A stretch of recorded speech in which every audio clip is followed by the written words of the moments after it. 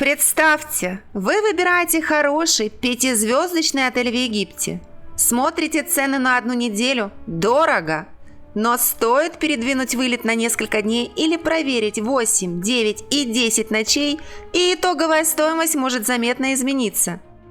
Иногда более продолжительный отпуск обходится лишь немного дороже короткого.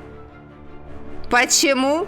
Потому что цена отдыха в Египте зависит не только от самого отеля. Иногда гораздо важнее дата, в которую вы решили туда полететь.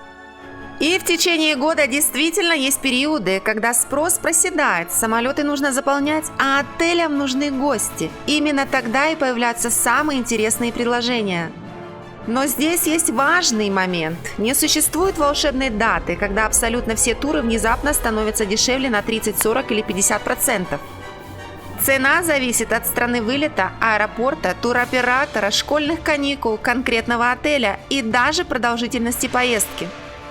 Поэтому сегодня мы не будем рассказывать сказки про секретный день, известный только турагентам. Мы сделаем полезнее. Мы разберем реальные периоды года, в которых вероятность поймать хорошую цену на Египет обычно становится выше. И особенно внимательно смотрите этот выпуск, если вы летаете из Германии или других стран Европы, потому что здесь школьные каникулы и праздничные даты способны очень сильно менять стоимость пакетного тура. Причем иногда достаточно сдвинуть отпуск всего на несколько дней. Друзья, всем привет! Вы на канале Go Travel World 360. Мы несколько раз перепроверили логику сезонных цен, календарь отпускных периодов и погодные особенности Египта, чтобы отделить реальные возможности для экономии от красивых обещаний. И сегодня разберем год практически по месяцам. Вы узнаете, когда появляются наиболее интересные периоды для бронирования Египта, какие даты лучше обходить стороной, какая низкая цена действительно выгодна, а когда за ней скрывается ветер, экстремальная жара или другие компромиссы. И обязательно досмотрите до конца, потому что я покажу еще одну вещь, которую многие вообще не проверяют. Почему при поиске нельзя ограничиваться стандартными 7 ночами и как правильно сравнивать туры разной продолжительности? Именно на таких деталях иногда удается сэкономить уже не десятки, а сотни евро. Ну а теперь самое интересное. Перед нами календарь. И первое ценное окно находится там, где большинство туристов его вообще не ожидает. В декабре, но не на Новый год, а значительно раньше. Итак, первое интересное окно – начало и середина декабря, ориентировочно с 1 по 20 число. И причина здесь довольно простая.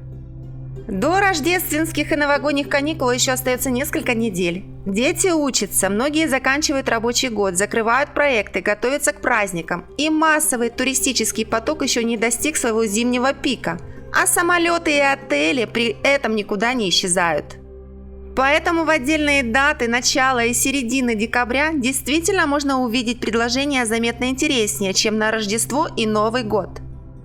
Во время нашей проверки 16 августа 2026 года в немецкой выдаче встречались, например, Амваш Бич Клаб с вылетом 1 декабря от 463 евро на человека за 6 ночей с перелетом и all-inclusive, а также Ревая Luxury Resort с вылетом 10 декабря от 426 евро за 5 ночей с ультра all-inclusive.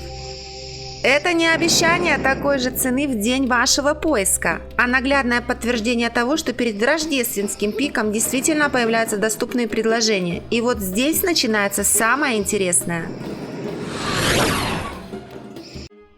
Как только начинаются рождественские каникулы в Европе, ситуация может измениться очень быстро. Египет зимой – одно из популярных направлений, где европейский турист все еще может получить солнце и теплое Красное море. Поэтому конец декабря – это уже совсем другой рынок, особенно если ваши даты совпадают со школьными каникулами. И вот главный принцип этого ролика. Не ориентируйтесь только на месяц, смотрите конкретную неделю. 2 поездки в Египет в одном и том же декабре могут иметь совершенно разную стоимость.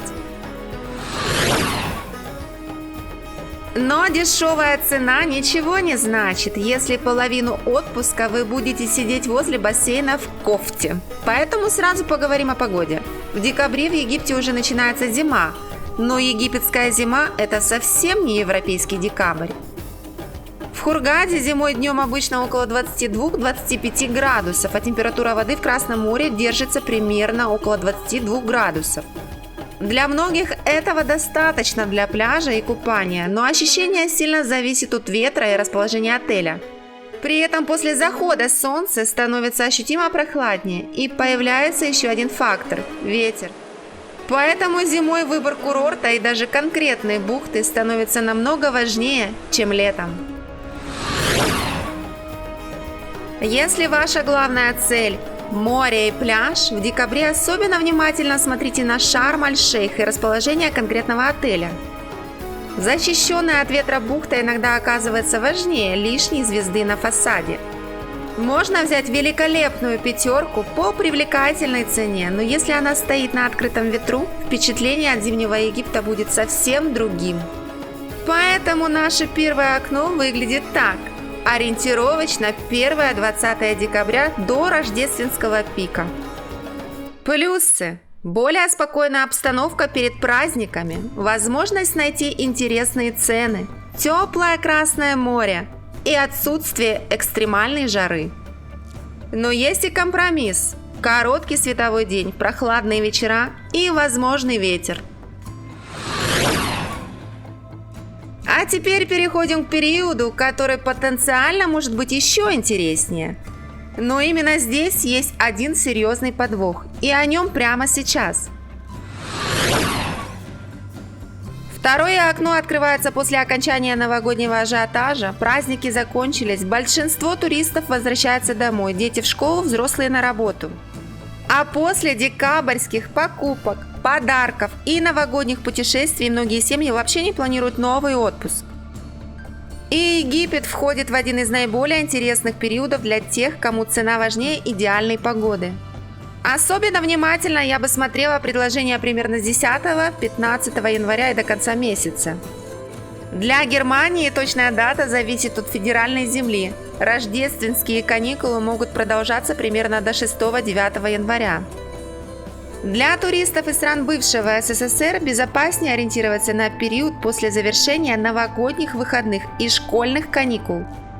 А вот февраль нельзя автоматически считать продолжением дешевого окна. В отдельных регионах Европы на него приходятся зимние каникулы, а спрос на теплые направления снова может поднять стоимость перелета.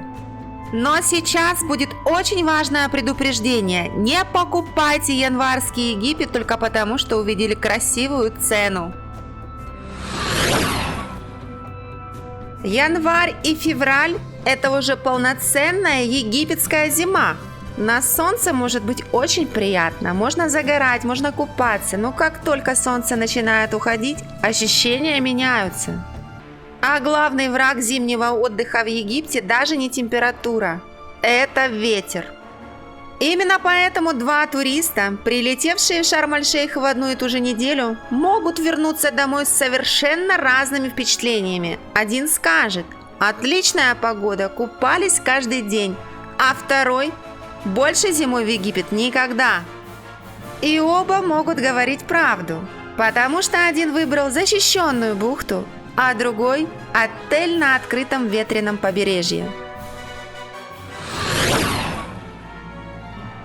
Поэтому, если вы хотите воспользоваться зимним падением цен, сначала выбирайте правильное место и только потом конкретный отель.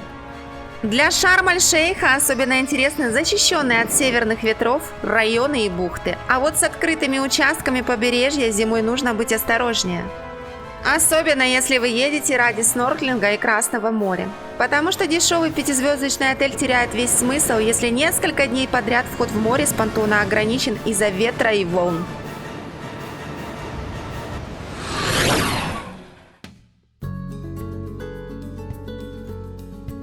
Если такой разбор уже оказался для вас полезным, поддержите видео лайком и подпишитесь на Go Travel World 360. Так вы не пропустите новые честные обзоры отелей Египта и Турции. И продолжаем. И еще одна важная деталь. Не воспринимайте конкретную дату как гарантию скидки. Мы говорим именно о ценовом окне, периоде, когда сочетание более низкого спроса и свободных мест может создавать хорошие предложения. Поэтому проверяем не один день. Берем диапазон хотя бы в несколько недель и двигаем даты вылета. Если отпуск позволяет, проверяем разные аэропорты. И обязательно сравниваем не только 7 ночей. К этому лайфхаку мы еще вернемся ближе к финалу. А теперь весна. Март и апрель многие считают идеальным временем для Египта. И именно поэтому рассчитывать на постоянно низкие цены здесь уже сложнее. Но что происходит в мае? Май действительно выглядит очень привлекательно по погоде. Зимой низкая цена часто означает компромисс с ветром и прохладными вечерами. Летом компромисс с сильной жарой. А в мае Красное море уже хорошо прогрето, дни становятся длиннее, а экстремальная летняя жара еще не достигла максимума. То есть по погоде мы получаем именно то сочетание, которое ищут многие туристы. Теплое море плюс летняя погода без пика июльской жары. Но хорошая погода не означает автоматически низкую цену. Здесь все решает календарь спроса. Начало мая во многих странах связано с праздничными днями и дополнительными выходными. Для немецкого рынка на стоимость также могут влиять Вознесение, Троица и каникулы в отдельных федеральных землях. В странах бывшего СССР начало мая тоже связано с праздничным спросом, поэтому правило «после середины мая всегда дешево» не работает. Интересные предложения могут появляться между праздничными всплесками, если на рейсах и в отелях остаются свободные места, но конкретные даты меняются каждый год и зависят от аэропорта вылета.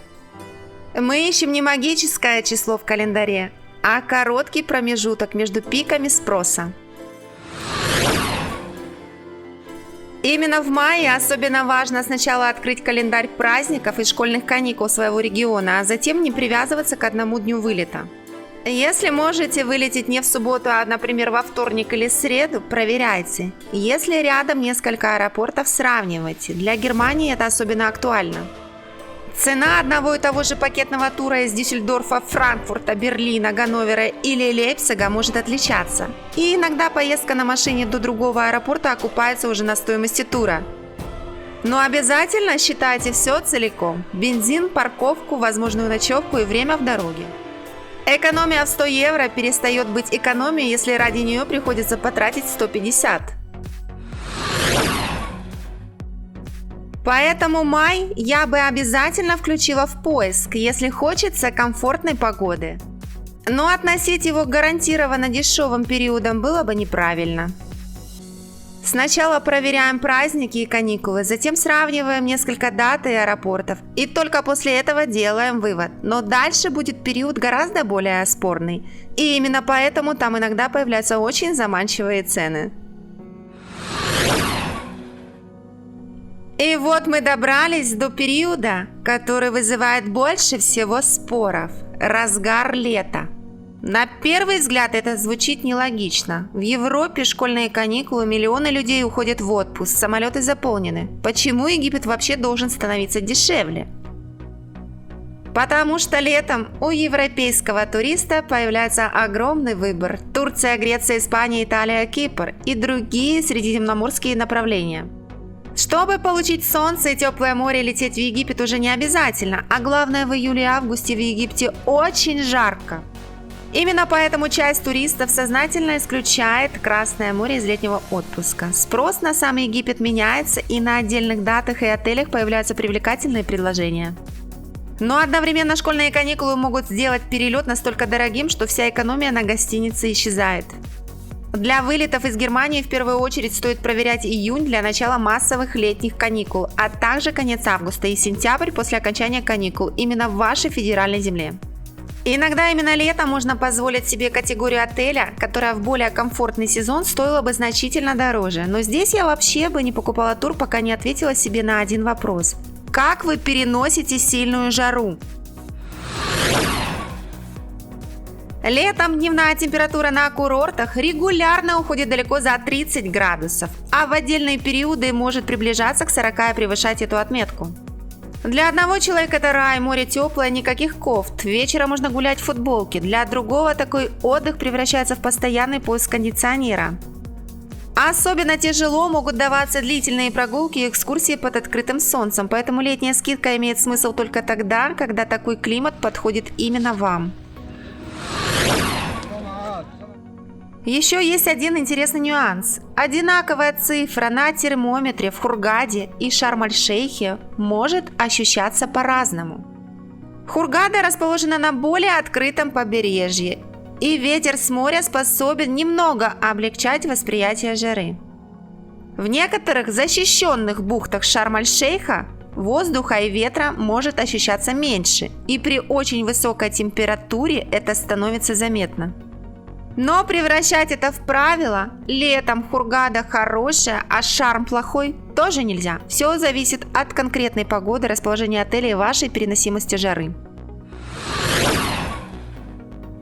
Если ваш план выглядит так: утром море, днем бассейн или номер, вечером ресторан и прогулка, летний Египет может оказаться очень интересным по цене. Но если вы хотите активно ездить по стране, гулять днем, отправляться в пустыню или проводить много часов на экскурсиях, хорошо подумайте. Экономить на туре, чтобы потом мучиться от жары, никакого смысла нет. И здесь еще один важный момент. Не надо ждать, что абсолютно весь Египет летом станет дешевым. Некоторые популярные отели прекрасно заполняются и без больших скидок. Поэтому наша стратегия остается прежней: не искать дешевый месяц, а искать конкретный отель, конкретный вылет и конкретное ценовое окно. И вот теперь календарь начинает двигаться к осени. А вот осенью ситуация меняется. Итак, осень. Если говорить исключительно о погоде, для многих туристов это действительно один из лучших периодов для Египта. Летний экстремальный зной постепенно отступает. Красное море остается очень теплым. Вечерами комфортно. Для пляжа, снорклинга и экскурсий условия становятся значительно приятнее, но именно поэтому появляется проблема. Все хотят лететь примерно в одно и то же время. Особенно высокий спрос может возникать во время осенних школьных каникул, и для туристов из Германии это критически важно. Школьные каникулы в Германии начинаются не одновременно во всех федеральных землях, и это создает очень интересную ситуацию. Когда в одной земле каникулы уже начались, в соседней они могут еще продолжаться или наоборот закончиться. Поэтому осенью недостаточно открыть календарь и сказать: в октябре дорого. Нужно осмотреть конкретный аэропорт и конкретную дату. Если ваши даты не привязаны к школьным каникулам, проверяйте промежутки между пиками спроса и период сразу после окончания каникул в вашем регионе. Именно там иногда появляются интересные варианты. А теперь сохраним весь наш календарь. Если ваша цель – поймать Египет дешевле, я бы в первую очередь проверяла период ориентировочно с 1 по 20 декабря до рождественского ажиотажа. Период после завершения новогодних каникул, обычно с середины до конца января. Май – только после проверки праздников и школьных каникул вашего региона. Лето – прежде всего до начала или после окончания каникулярного пика, если вы хорошо переносите сильную жару. И осенью – короткие промежутки вне школьных каникул и пикового спроса. Но запомните главное – это не календарь гарантированных скидок, это календарь периодов, которые стоит проверять в первую очередь. И теперь обещанный лайфхак. Когда ищете пакетный тур, никогда не проверяйте только стандартные 7 ночей. Посмотрите 8, 9, 10, иногда даже 11. Почему? Потому что стоимость пакетного тура – это не просто цена номера, умноженная на количество ночей. В нее входит перелет, Если на более позднюю дату возвращения доступны более дешевые места в самолете, более продолжительный тур иногда может стоить лишь немного дороже 7-дневного. В общей выдаче более продолжительный вариант иногда стоит лишь немного дороже короткого. Но здесь действует обязательное правило. Сравниваем только один и тот же отель, одинаковую категорию номера, питание, аэропорт, багаж, трансфер и состав туристов. Если условия различаются, такая разница в цене ничего не доказывает. Второе правило – двигайте дату вылета. Не проверяйте только одну субботу. Посмотрите пятницу, воскресенье, понедельник, вторник. Даже разница в несколько дней способна изменить стоимость. Третье. Если у вас есть несколько доступных аэропортов, сравните их, но обязательно учитывайте стоимость дороги и парковки. Четвертое. Не смотрите только на процент скидки. Надпись минус 40% еще ничего не означает. Нас интересует конечная цена тура и то, что мы за нее получаем. И последнее правило, пожалуй, самое важное. Не покупайте плохой отель только потому, что он стал дешевым. Если отель стоил дорого, а потом подешевел на 40%, это еще не превращает его в хороший отель. Читайте свежие отзывы, проверяйте пляж, заход в море, расположение, ремонт номеров, питание и только потом смотрите на цену. Потому что наша задача не купить самый дешевый Египет, наша задача получить максимально хороший отдых за свои деньги. Ну а теперь очень интересно сравнить наш календарь с вашим реальным опытом. Напишите в комментариях, в каком месяце вы обычно летаете в Египет. И главное, какую самую выгодную цену вам когда-либо удавалось поймать. Только обязательно напишите страну и аэропорт вылета, количество ночей и отель. Так в комментариях мы сможем собрать настоящую базу реальных цен от туристов из разных стран.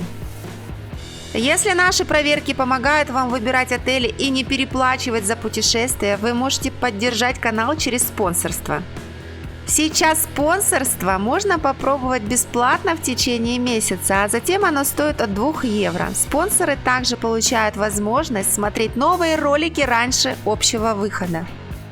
Если этот разбор оказался полезным, поддержите видео лайком и подпишитесь на Go Travel World 360. Здесь мы не просто показываем красивые отели, мы разбираемся, куда действительно стоит ехать, когда лучше бронировать и за что стоит платить свои деньги.